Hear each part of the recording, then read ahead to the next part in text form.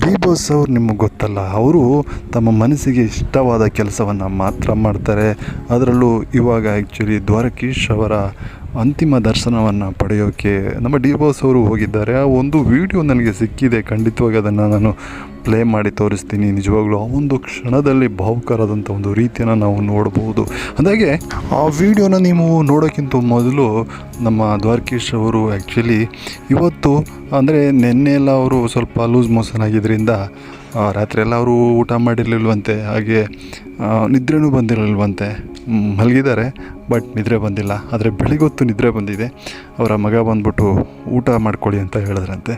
ಆದರೆ ಅವರು ದ್ವಾರಕೀಶ್ ಅವರು ಇದ್ದು ಇಲ್ಲ ಸ್ವಲ್ಪ ನಾನು ನಿದ್ರೆ ಮಾಡಿಬಿಟ್ಟು ಆ ನಂತರ ಊಟ ಮಾಡ್ತೀನಿ ಅಂದ್ಬಿಟ್ಟು ಮಲ್ಕೊಂಡಿದ್ದವರು ಮೇಲ್ಗಡೆ ಎದ್ದಿಲ್ಲ. ಹಾರ್ಟ್ ಅಟ್ಯಾಕ್ ಆಗಿ ಅವರು ತೀರೋಗಿದ್ದಾರೆ.